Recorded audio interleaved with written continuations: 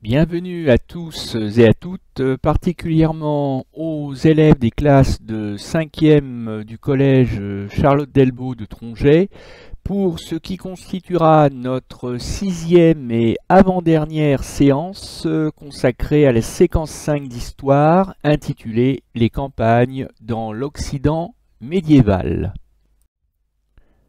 Lors de la séance précédente, au cours du grand E, nous avons eu l'occasion de nous pencher sur les progrès agricoles dans l'Occident médiéval, des progrès techniques essentiellement, lents, parfois pas très spectaculaires, mais qui ont permis néanmoins à l'homme de coloniser les campagnes et de nourrir toujours plus d'habitants. Aujourd'hui, nous abandonnons cet aspect de la problématique et de la séquence et nous allons nous pencher sur toute autre chose, sur les relations sociales entre le maître qu'est le seigneur et les paysans qui, vous allez le voir, lui obéissent malgré eux. Le grand F, le seigneur, un maître presque sans partage, autrement dit, presque sans limite. Et oui, il est temps de faire apparaître dans notre séquence la figure historique du seigneur, seigneur de Vimy ou n'importe quel autre seigneur, peu importe, se mettre au pouvoir presque sans limite, et la problématique sera donc la suivante. En quoi les pouvoirs du seigneur semblent-ils en apparence sans partage, sans limite, si vous préférez, dans les campagnes de l'Occident médiéval ? Pour bien comprendre à quel point la domination du seigneur sur le territoire de la seigneurie est totale, eh bien, je vous invite à vous pencher à nouveau sur ce cartulaire de la petite seigneurie rurale de Vimy que nous avons eu déjà l'occasion d'observer, d'étudier lors de la séance inaugurale de la séquence. Et comme vous pouvez le voir, j'ai légèrement amélioré le document sur le plan historique en découpant le territoire de la seigneurie rurale de Vimy en deux parties. Une partie cernée de bleu qui représente plus de la moitié du territoire et qu'on appelle les tenures, et l'autre donc à gauche, à l'ouest, et l'autre moitié cernée de rouge, une petite moitié, que l'on appelle la réserve. Alors en fait, il faut bien connaître ces deux termes, ils sont essentiels pour la compréhension de notre séquence. La réserve, c'est sans doute ce qui est le plus facile à déterminer, ça veut dire territoire réservé aux seigneurs. Bon, ça veut dire que tout ce qui pousse, en particulier dans les champs, tout ce qui est cultivé, tout ce qui est élevé, je pense aussi au bétail, appartient de droit au seigneur. C'est d'ailleurs la raison pour laquelle le château fort du seigneur est construit sur cette partie de la terre de la seigneurie que l'on appelle la réserve. Le seigneur en est le strict propriétaire, donc il a tous les droits sur la réserve. Alors vous pourriez en conclure que pour ce qui concerne les tenures, justement, le seigneur n'en est pas propriétaire. Eh bien si, justement. Le seigneur est aussi le propriétaire de la partie dite des tenures, parce que justement, si on s'interroge sur le sens du mot tenure, vous l'aurez deviné, tenure, ça vient du verbe tenir. Tout simplement parce que la terre que travaille le paysan, il la tient de son seigneur. Il la tient de son seigneur, autrement dit, le seigneur en est le propriétaire et le paysan, parce qu'il tient la terre qu'il travaille de son seigneur, en est le locataire. Le paysan qui tient la tenure en est le tenancier. T-E-N-A-N-C-I-E-R. Le mot tenancier a un peu disparu de notre vocabulaire. On l'emploie encore parfois pour désigner des gens qui tiennent un commerce, un tenancier de bar, par exemple. Mais ça veut dire des gens qui n'en sont pas le réel propriétaire. Le tenancier tient sa tenure du seigneur, donc vous l'aurez compris, moyennant un loyer. Donc ça veut dire qu'en fait, 100% de la terre de la seigneurie est entre les mains du seigneur. Quand bien même la seigneurie est divisée en deux parties, toute la terre appartient au seigneur. Donc dans ces conditions, il en est le maître absolu, naturellement. Et il peut la vendre, il peut en faire ce qu'il veut de sa terre. Quelques mots sur le château fort, parce que c'est le château fort qui va montrer à tous, parce qu'il est fort justement, donc bâti en pierre, avec parfois des tours très hautes. Plus les tours seront hautes, plus le château sera imposant, plus le seigneur sera riche, puissant, respecté, craint éventuellement par les autres seigneurs aux alentours. Donc le château du seigneur est celui qui rappelle à tous, et d'abord aux paysans, que son propriétaire est le maître absolu. Alors, je vous le rappelle, hein, dans le cas de la seigneurie de Vimy, c'est pas la peine d'aller admirer les tours du château puisque le château a été rasé. Mais au Moyen-Âge, il existait et vous voyez qu'il faisait face à l'autre unique bâtiment construit en pierre à l'époque, c'est-à-dire l'église, la maison de Dieu. Le château du Seigneur, le château fort, est donc construit, comme je vous l'ai dit, sur la terre de la réserve, c'est logique, hein. Et comme vous l'indique la petite note qui se trouve en bas à droite de la diapo, le château fort, c'est un peu une sorte de couteau suisse, c'est-à-dire qu'il sert à plusieurs choses à la fois.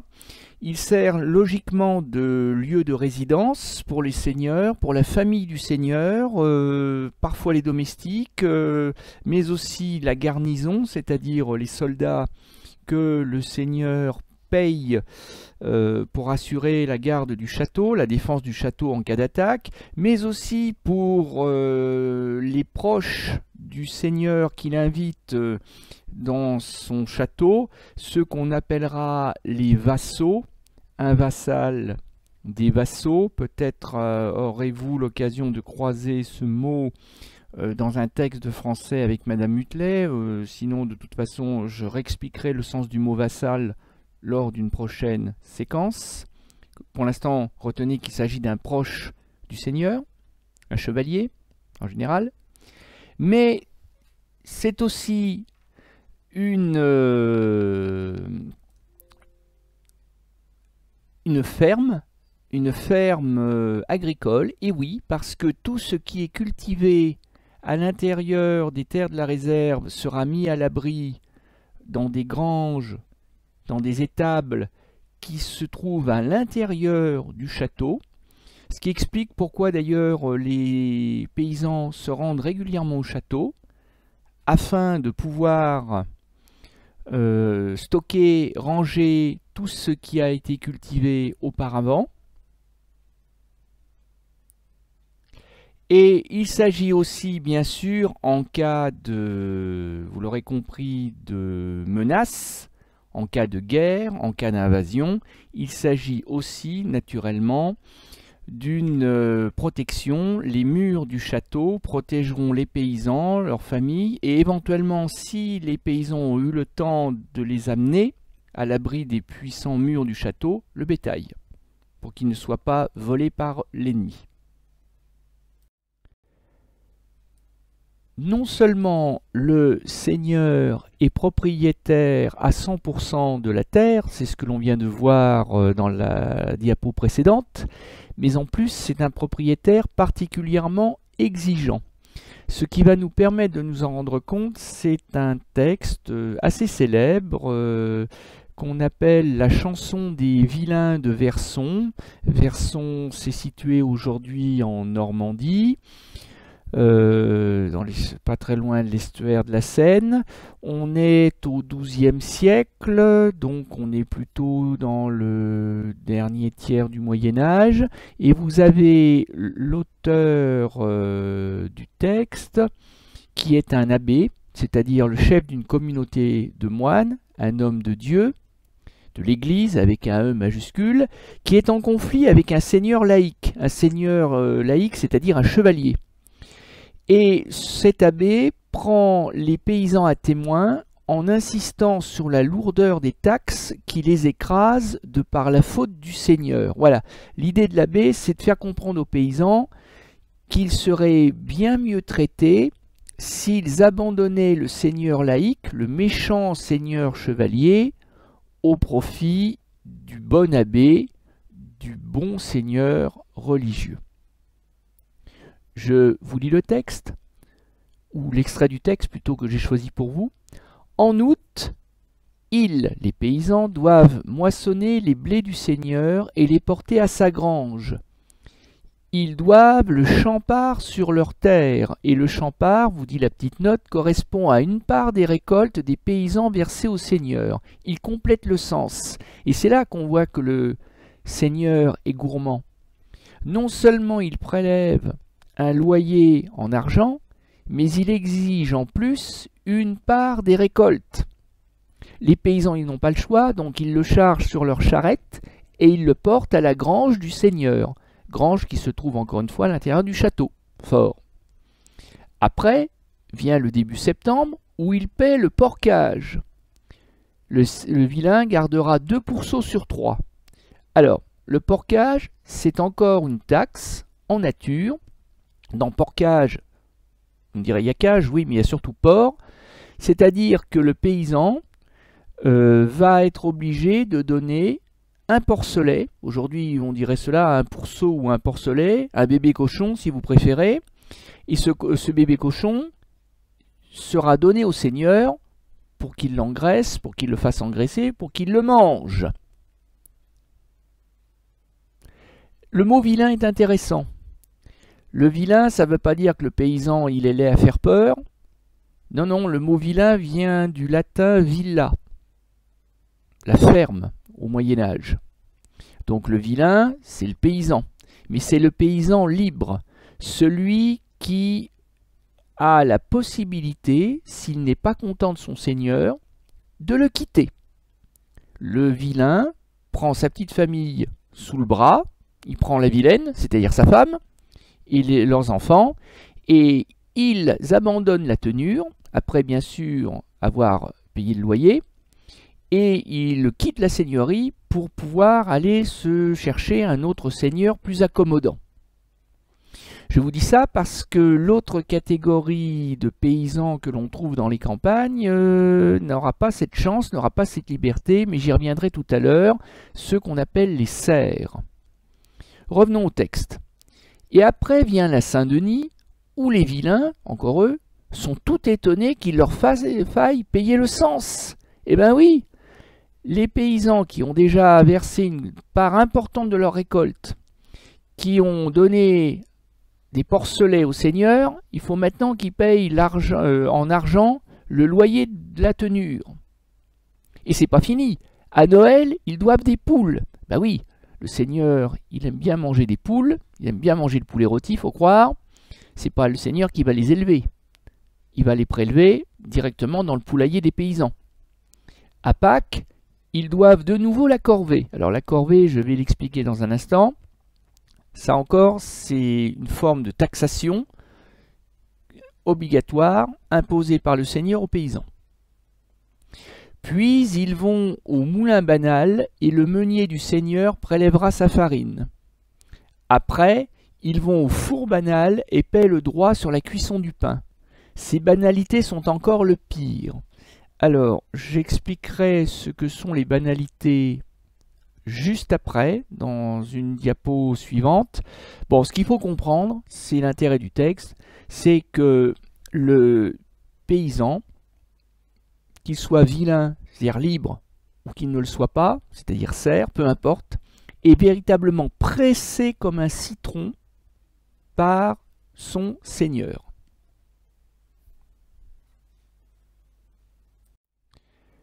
Cette miniature est extrêmement célèbre. C'est la première raison pour laquelle je vous la montre. On la trouve dans à peu près tous les livres évoquant le Moyen-Âge, et en particulier les campagnes au Moyen-Âge. On y voit un homme debout, à gauche, qu'on va appeler l'intendant. L'intendant, c'est un homme du seigneur, c'est un contremaître, c'est le responsable nommé, payé par le seigneur pour surveiller les paysans au travail lorsqu'ils se livrent à la corvée. Alors, le mot corvée a traversé les siècles. Le mot corvée, vous l'utilisez certainement quand vos parents vous demandent de ranger votre chambre ou quand vos parents vous demandent de vider le lave-vaisselle, de sortir la poubelle. Oh là là, quelle corvée! C'est aujourd'hui un mot qui désigne une tâche obligatoire, désagréable, pénible, fatigante et gratuite. Eh bien, c'était déjà ni plus ni moins la même chose au Moyen-Âge. C'est-à-dire que la corvée, c'est un travail obligatoire, non payé, imposé par le seigneur aux paysans sur la terre de la réserve. Eh bien oui, parce que, je vous l'ai dit, tout ce qui est cultivé, élevé sur la terre de la réserve va au seigneur. D'accord? Mais qui travaille la terre de la réserve? C'est quand même pas le seigneur qui va sortir la charrue et qui va se mettre à labourer les champs. Donc il faut bien que ce soit les paysans. Donc ça veut dire qu'en plus de son travail sur sa tenure, le paysan est obligé d'aller travailler gratuitement, obligatoirement, sur la terre de la réserve. Et bien sûr, se pose le problème du calendrier agricole. Parce que quand il est temps de faire la moisson sur la terre de la tenure, il est aussi en général temps de faire la moisson sur la terre de la réserve. Le paysan préférerait sans doute récolter sur la terre qu'il loue au seigneur, c'est-à-dire sur la terre de la tenure. Mais il n'a pas le choix, il sera bien obligé d'aller récolter prioritairement sur la terre de la réserve. Et tant pis si pendant que le paysan moissonne, récolte pour le seigneur, tant pis si l'orage s'abat sur sa tenure et gâche la récolte. Donc les paysans pourraient être tentés d'être moins motivés pour aller travailler la terre de la réserve. C'est pour ça que vous avez l'intendant qui les surveille, qui dirige leur travail, et vous pouvez remarquer que l'intendant, il a un bâton dans chaque main. Un bâton sur lequel il s'appuie, main gauche, mais avec le bâton qu'il tient dans la main droite, il désigne le travail, il montre l'endroit où il faut ici moissonner avec la faucille, mais vous vous doutez bien que ce bâton qu'il tient dans sa main droite peut aussi servir à caresser le dos du paysan si jamais le paysan ne travaille pas suffisamment bien, suffisamment vite, s'il est un peu négligent. Alors sur cette image, on a des paysans, on en voit trois. Je suis incapable de vous dire lequel est un cerf, lequel est un vilain.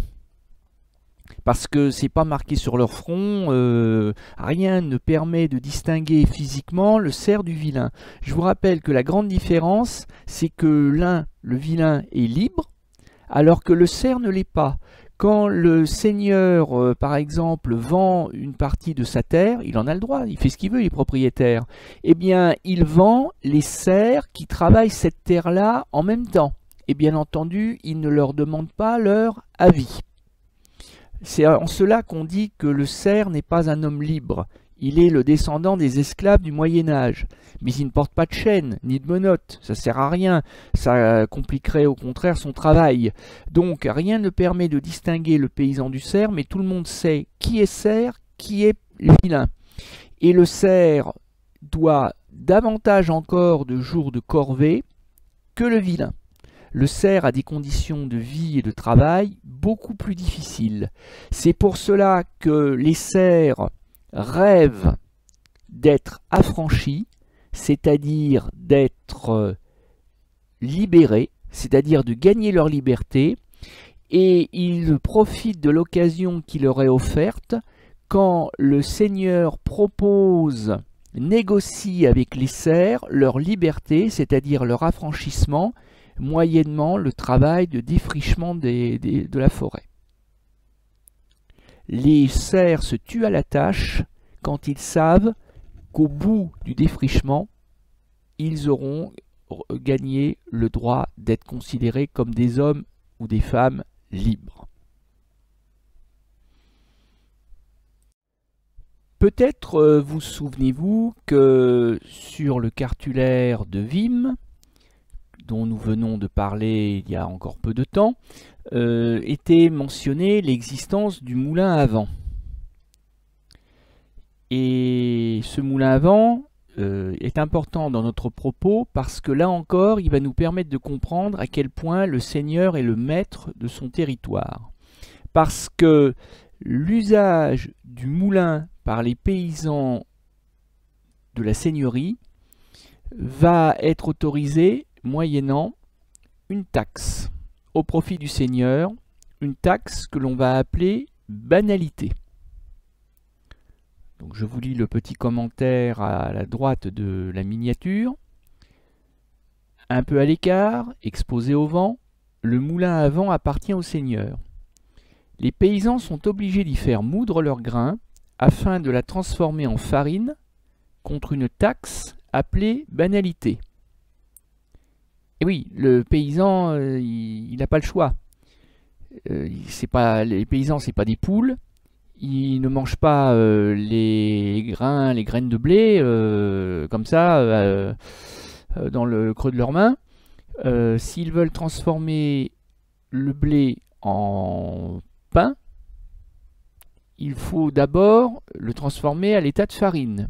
Donc il faut passer par un moulin. Les paysans n'ont évidemment pas les moyens d'avoir un moulin à domicile. Ils sont donc obligés de se rendre au moulin du seigneur. Le seigneur a fait construire le moulin, il en est le propriétaire, et le seigneur va se rembourser en faisant payer une taxe aux paysans. Et en plus de cela, à l'intérieur du moulin, il y a celui que l'on appelle le meunier, l'homme qui va moudre la farine pour les paysans, et lui aussi va avoir besoin de se faire payer. C'est logique. Donc le paysan ne récupère pas toute la farine, le meunier conserve une partie de la farine pour lui-même, et une autre partie pour la table du seigneur. Et bien oui, le seigneur il aime bien aussi manger du pain, mais comme le seigneur ne travaille pas, ne cultive pas la terre, et ben il faut bien que quelqu'un le nourrisse. C'est donc le paysan. À chaque fois qu'il va utiliser le moulin, il va laisser une partie de sa farine. C'est ce que l'on appelle la banalité. Mais la banalité ne s'arrête pas au moulin. Parce qu'une fois que le paysan il a sa farine, eh bien, il va pouvoir faire le pain, mais le pain, il ne va pas le manger cru. Il va donc falloir le faire cuire, le pain. Et comme vous pouvez le constater, une autre banalité, autrement dit une autre taxation, va peser sur les paysans qui vont être dans l'obligation d'utiliser le four banal, autrement dit le four construit par le seigneur et dont le seigneur est le propriétaire. Hein, c'est pas comme aujourd'hui où dans votre cuisine vous pouvez avoir un four électrique, à gaz, peu importe. Donc vous pouvez éventuellement cuire votre pain ou votre poulet rôti, tout ce que vous voulez chez vous. Ça c'est vrai aujourd'hui. Au Moyen-Âge, il n'y a qu'un four par seigneurie et il est la propriété du seigneur. Donc les pains à cuire sont confiés par le paysan boulanger, que l'on appelle aussi le fournier. C'est pas un hasard si fournier est un nom de famille très répandu en France.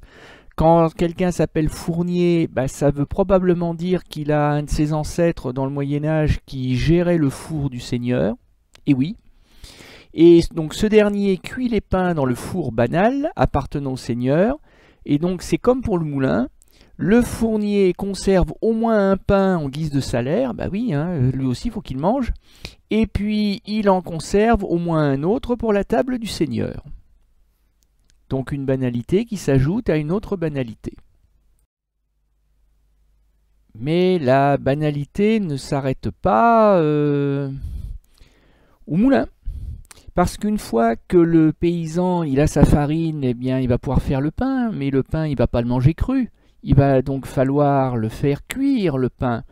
Et comme vous pouvez le constater, une autre banalité, autrement dit une autre taxation, va peser sur les paysans qui vont être dans l'obligation d'utiliser le four banal, autrement dit le four construit par le seigneur et dont le seigneur est le propriétaire. Hein, c'est pas comme aujourd'hui où dans votre cuisine vous pouvez avoir un four électrique, à gaz, peu importe. Donc vous pouvez éventuellement cuire votre pain ou votre poulet rôti, tout ce que vous voulez chez vous. Ça c'est vrai aujourd'hui. Au Moyen-Âge, il n'y a qu'un four par seigneurie et il est la propriété du seigneur. Donc les pains à cuire sont confiés par le paysan boulanger, que l'on appelle aussi le fournier. C'est pas un hasard si fournier est un nom de famille très répandu en France. Quand quelqu'un s'appelle Fournier, ça veut probablement dire qu'il a un de ses ancêtres dans le Moyen-Âge qui gérait le four du seigneur. Et oui. Et donc ce dernier cuit les pains dans le four banal appartenant au seigneur. Et donc c'est comme pour le moulin. Le fournier conserve au moins un pain en guise de salaire. Bah oui, hein, lui aussi il faut qu'il mange. Et puis il en conserve au moins un autre pour la table du seigneur.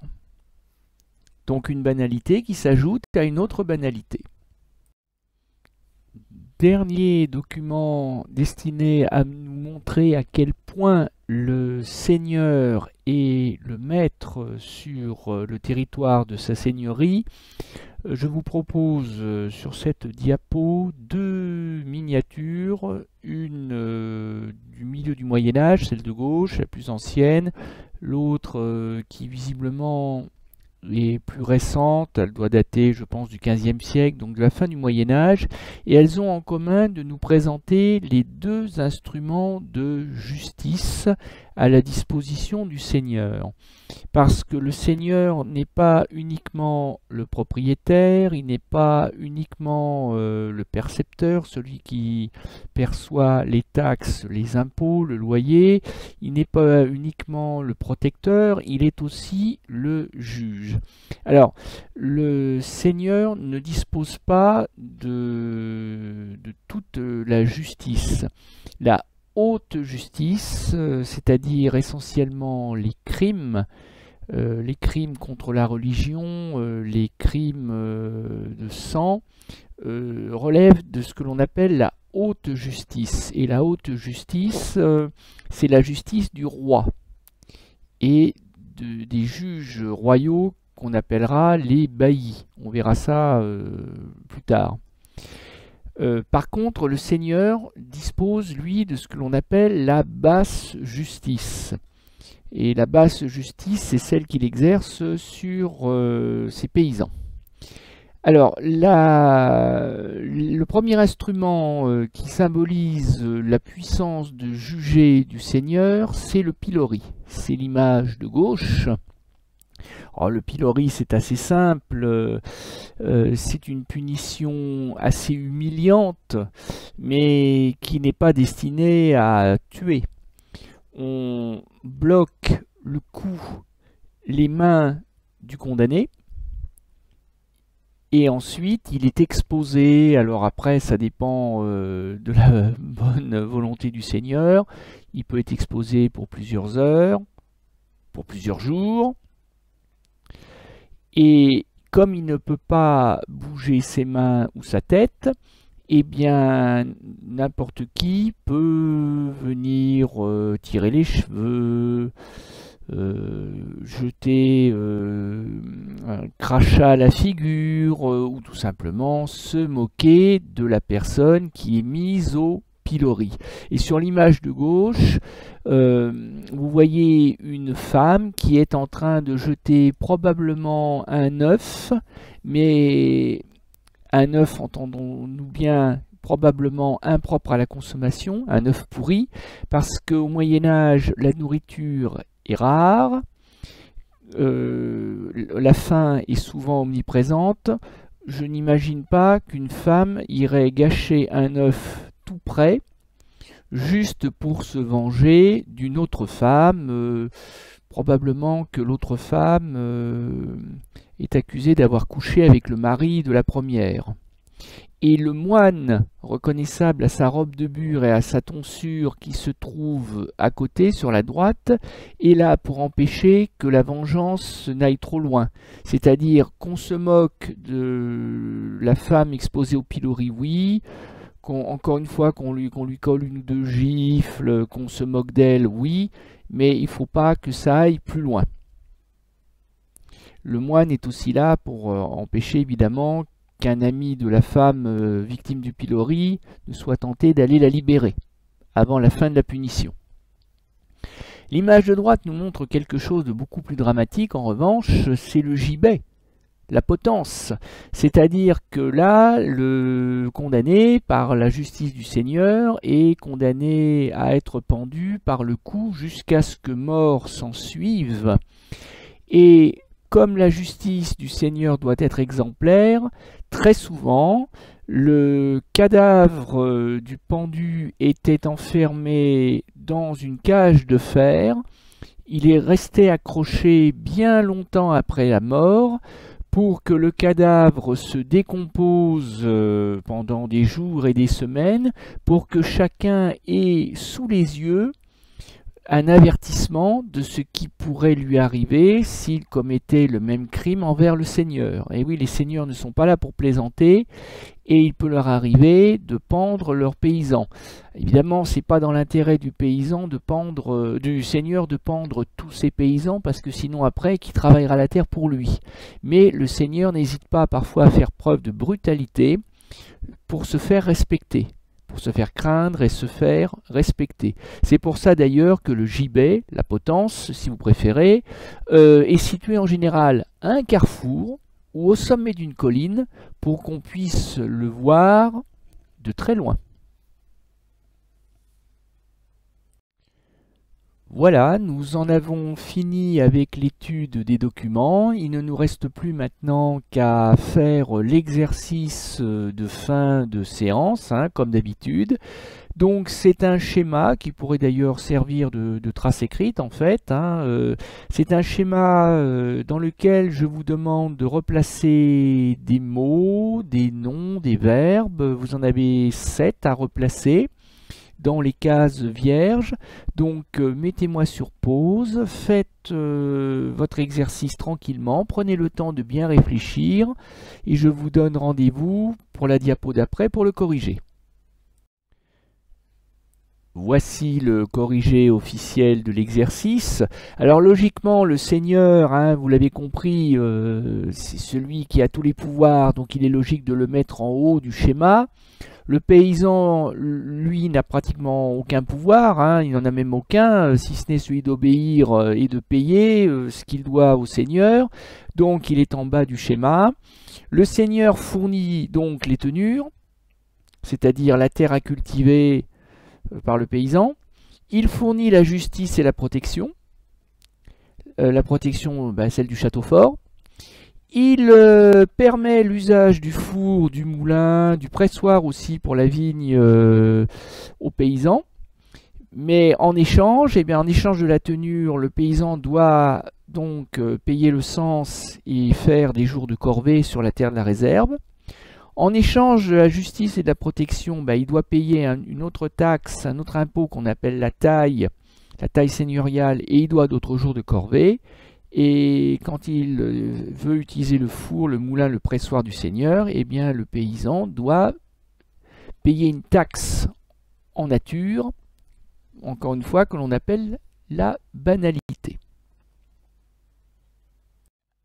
Avant de passer à notre leçon qui va mettre un point final à la séance, je vous propose de rappeler 2 des repères chronologiques clés de notre séquence que nous avons revus aujourd'hui, à savoir l'apparition vers l'an 1000 des premiers châteaux forts dans les campagnes, donc qui dit château fort dit seigneur. Et puis au XIIIe siècle, dans les campagnes, se met en place l'ordre seigneurial, c'est-à-dire la domination exercée par le seigneur sur les paysans. Et on atteste cette image montrant l'intendant du seigneur diriger les paysans lors d'une corvée sur la terre de la réserve. Pour finir donc, je vous laisse découvrir le texte de la leçon. Alors comme vous pouvez le voir, j'ai mis beaucoup de mots en gras parce que la leçon n'est pas très difficile, mais elle est très riche en mots nouveaux. Et ce qui serait bien, c'est que vous vous empariez de ces mots, vous les mettiez à votre propre vocabulaire. Donc je vous invite à bien lire, à bien apprendre la leçon que vous devez avoir logiquement sur la planche photocopiée que je vous ai distribuée. Sinon, mettez la vidéo en pause et prenez le temps de bien lire et de bien apprendre. Voilà, c'est terminé pour aujourd'hui. Je vous souhaite un bon travail, une bonne journée et à bientôt.